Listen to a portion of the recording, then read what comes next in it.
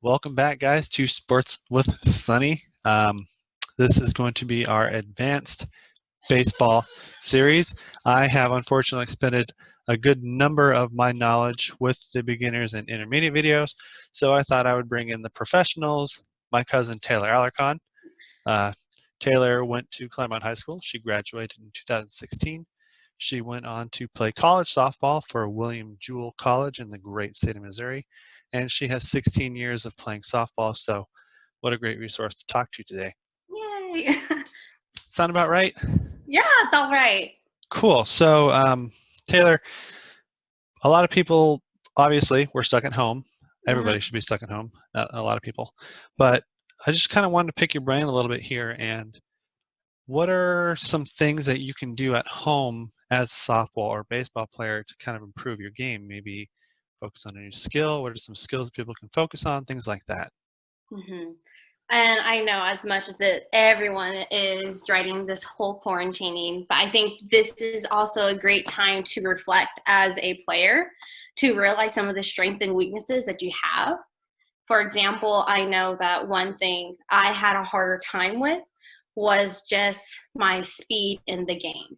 I felt like sometimes you can really build your fundamentals. So when you build more fundamentals, you can get quicker. So for instance, if you are an infielder, you want to have quicker hands. That means you would want to take grounders more, or you can just practice your release time. If you're a catcher, you want to practice your pop-up time. An outfielder, you want to practice your crow hop, that instep, so this way you can get faster and overall get those runners out. So some things that we really do inside are really focusing on skills. Like I said, I'm really emphasizing on those fundamentals. Whether you're hitting off of a tee, that's something you can do. You can do high pitches, low pitches, inside, out. You do more explosive drills in the outfield. I'm an outfielder. So what we like to do is we would start on knees and we could see how far we can throw and on how hard we could throw into a net. That's really strengthening our shoulder. One thing that my college did was we had a strengthening arm program. And before every practice, especially when it started to get colder, we had a series of arm exercises that we had to do to really strengthen our arm muscles, really our bicep, tricep, and our back muscles, to try to strengthen it as much as possible. And you would have your arm parallel to your shoulder, and you just flip it up like this. So if you're looking at my arm, my shoulder is not going above, my elbow is not going above my shoulder. It should be staying right and even and parallel to my shoulder, and just really releasing that ball right here. Mm-hmm. Right now, I'm not getting a burn, but within 10-15 seconds, you will start to feel the burn really right here in your shoulder and in your bicep and tricep area. That is really going to strengthen that, so this way you can throw harder. You're going to throw harder, so this way you can feel better and get those runners out.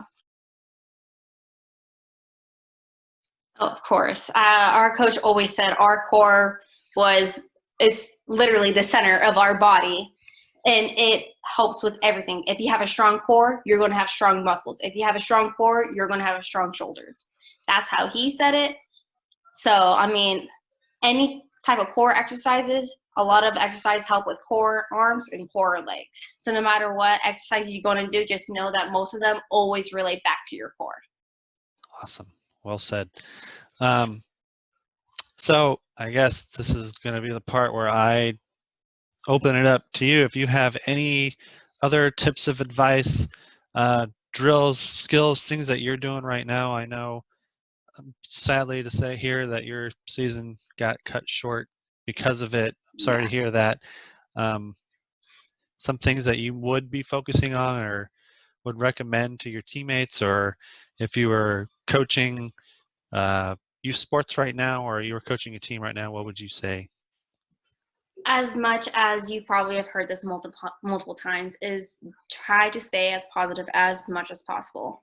And I know that it's easier said than being done, but this is such a great time to reflect on your strengths and weaknesses and notice what you need to work on to better yourself as an athlete, whether it's hitting, fielding, or maybe it's just your mental game, period. Having a better, my coach always said, if you have a great mental game, your confidence and skills are always going to go hand in hand. If you have skills but you don't have confidence, they're not going to work together. So while you're sitting down, maybe between commercials or something, maybe start visualizing yourself hitting that pitch right down the middle, you squaring it up. Maybe you see the pitcher releasing and you're stealing that base, or you're just taking that extra turn and or maybe you're throwing someone else. Just having that visualization and taking that time to stop and reflect is going to make you a better ball player. Well said, Taylor. Thank you so much for your time in doing this and sharing your insight and your knowledge of the game, and just kind of sharing your story and your reflections on all of this during this very weird time. Yeah, of course. I'm glad to be here and help those that enjoy the sport just as much as I do. Taylor Alarcon.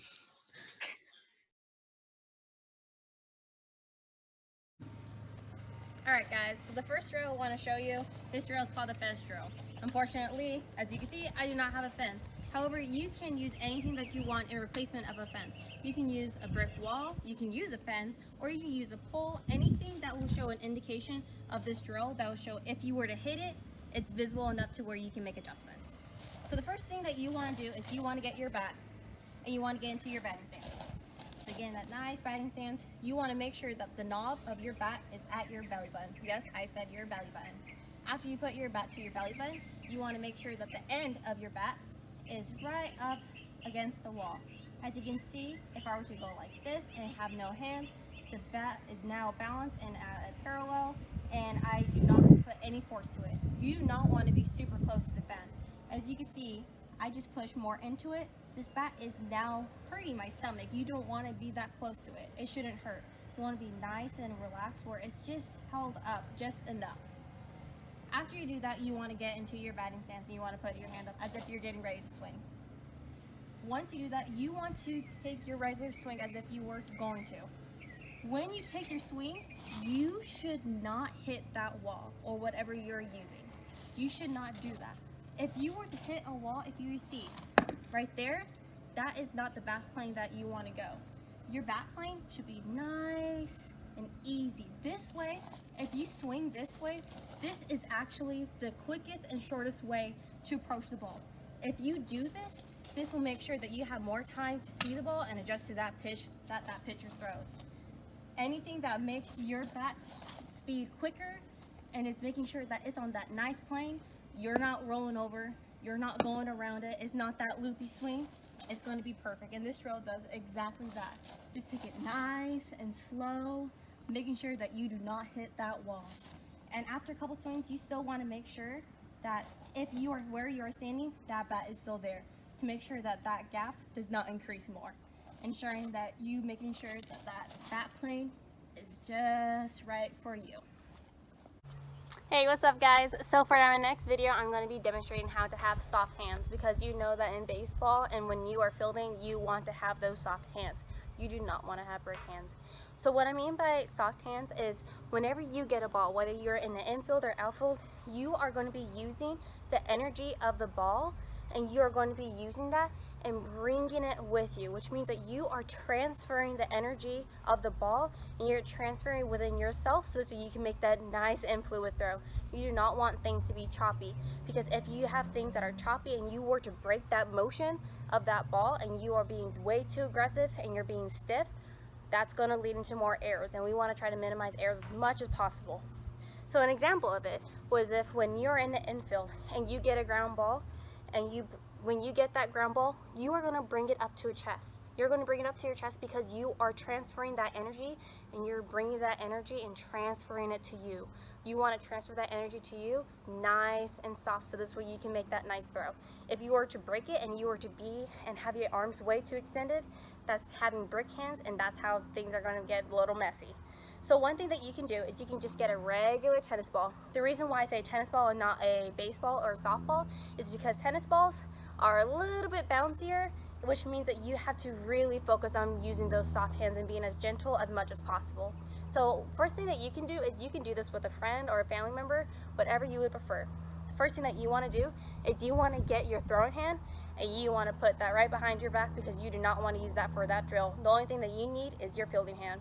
So you're going to throw it to your friend, whoever that you are using this drill for, and you're just going to have your hand right in front of you, and the only thing that you're going to do is that you're just going to catch it. You're just going to use that energy. You're going to have your fielding hand. You're going to bring it right in. You don't want to be too forceful, because if you be too forceful, you don't catch it and it bounces off that palm really quick. This drill is a little bit trickier, especially if you're not used to it, because tennis balls are really bouncy. You just want to go with the motion of the ball. You want to go with the ball's energy. You do not want to break it, or else you just saw earlier, it's going to bounce off your palm. Or if you unfortunately don't have anyone to do this drill with, you could do this by yourself. You can do this sitting down, or you can even do it standing up. Same thing, you're going to put that throwing hand right behind your back. You do not want to use it, and you are just going to use it, and you're just going to throw the ball up and transfer that energy. Same thing. If you see that my arm is not extended when I catch it, it is getting the ball and I'm bringing it right to my chest, because I'm bringing it to my chest so this way I can make that nice throw. Throw it up, transfer. I'm being nice and fluid with it. I have nice soft hands, and by doing this drill a lot, this is how you're going to create those nice soft hands that we want instead of those nasty brick hands.